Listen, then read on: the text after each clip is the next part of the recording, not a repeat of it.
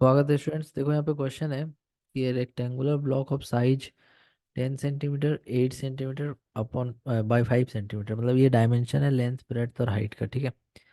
Is kept in 3 different positions P Q and R as shown in the figure. In each case the shaded area is rigidly fixed, मतलब इसमें इस base को fix किया, इसको fix किया, इसको fix किया।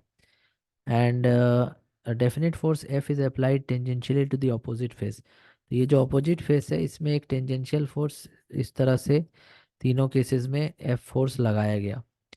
तो इसको टेंजेंशियल फोर्स लगाने से बॉडी का डिफॉर्मेशन होगा और ये हो जाएगा शेयरिंग स्ट्रेस वाला जो कंडीशन था, जिसमें हम लोग लिखते थे eta equals to force by area upon X by L. X यहाँ पे होता था कि कितना आगे जाएगा वो, जैसे मान लो कि इस तरह से बेस फिक्स है, तो अगर हम ऊपर में टेंजेंशियल फोर्स लगाते थे तो बेस फिक्स रहता था, और ये जो टेंजेंशियल फोर्स लगता था इधर, उसकी वजह से ये कुछ आगे चला जाता था, ठीक है।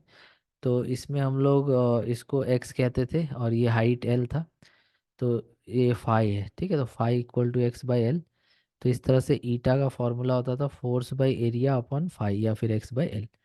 तो यहाँ पर यही फॉर्मूला यहाँ पे अप्लाई होगा।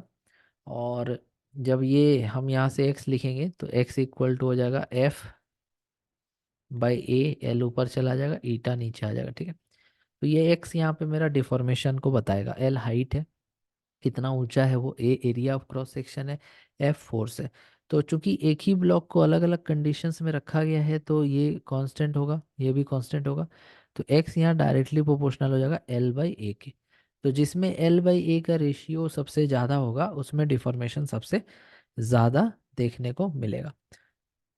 तो जो पहला केस है यहाँ पर, इसमें एक्स का वैल्यू हम लोग कौन सा, एल का वैल्यू कौन सा लेंगे, तो एल ये वाला पार्ट है तो ये 5 है, और एरिया ये वाला जिस पे फोर्स लग रहा है, यही एरिया पे फोर्स लग रहा है ऊपर में, तो ये 10/8 80, तो 5/80 हो गया ये, मतलब 1/16।